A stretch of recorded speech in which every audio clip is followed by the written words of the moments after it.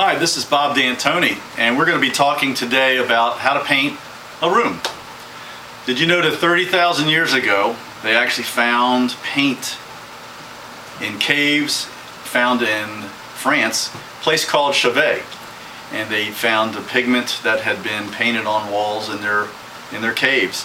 And so this is what this is about, is learn how to paint. They learn through trial and error. I really don't know how they applied the paint. But today we're going to learn about tools, procedures. We're going to learn a little bit about safety. So let me ask you this. Have you ever tried to paint your walls in your home and you found out that you had more paint on yourself than you did on the walls? And that's because probably you didn't have the practice. You picked up maybe a wrong tool or a cheap tool and found out that that was not what you needed. And so you went back to Home Depot time and time again to find that you didn't have the right tools. Well, let's find out what those tools are that you do need. The tools that I like to use and most professionals use is a 2.5 inch latex brush. There's an oil brush and a latex. I like to use latex because OSHA is which is a safety regulation regulated by the government, an organization. They're actually banning oil-based paint throughout the United States. So the kind of paint is really important. The kind of tools. This is a 2-inch brush. This is a tool called a roller arm. And this attaches to a rolling extension pole. Once you get the rolling arm on there with your roller sleeve, which is usually about 3/8 inch, is what I like to use and what most professionals use. It gives you a nice smooth finish. Here's your extension pole that goes on the end of your extension roller, on your roller arm, and then you want to patch your walls, and of course you want to do some caulking. Now, I say of course as if you have been doing this for a long time.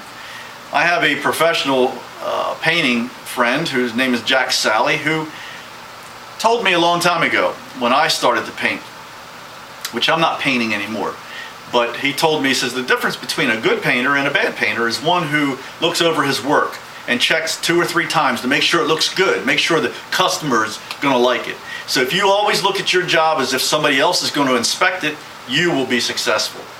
So let's talk about some of the things, maybe the application here of how you're actually going to go about your project. You want to take plastic and cover all your furniture, move it to the center of the room. You want to dust all your areas off with maybe a damp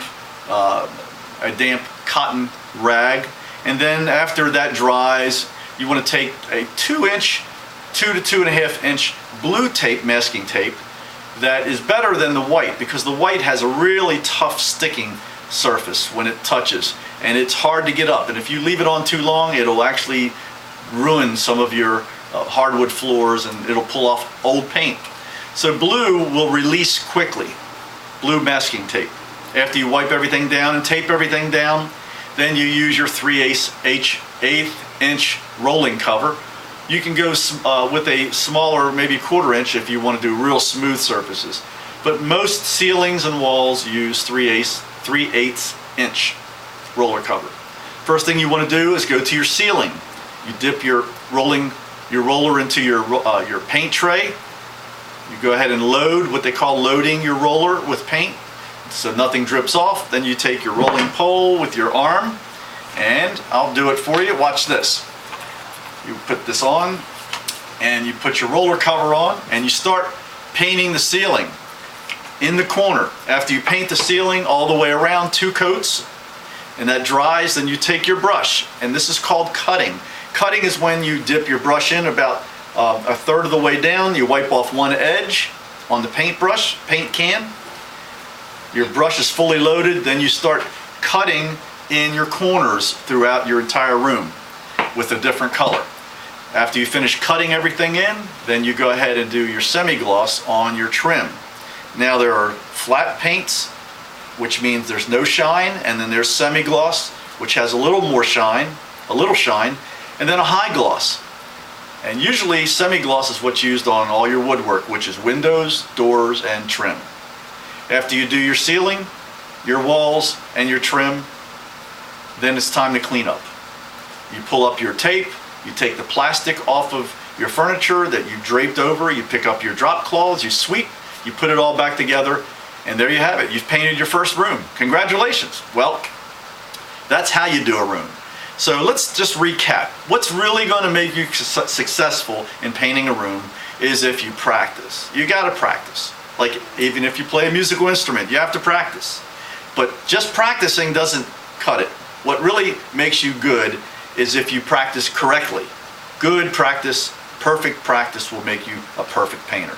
If you get stuck on a paint job in your room, just go back to these small tips. Have the right tools, do the right procedures, be safe about what you do, and it takes a lot of courage, really. That's the main thing. It takes courage to go to the paint store, buy your paint, and go ahead and dive in. Dive into the bucket, you'll have fun. The last thing I'd like to leave with you is this. If you really get stuck on a paint job, do what I did. I started by calling Jack Sally. This is not a commercial. This is the real thing. I called him. He told me all I needed to do. If you get stuck, call a professional.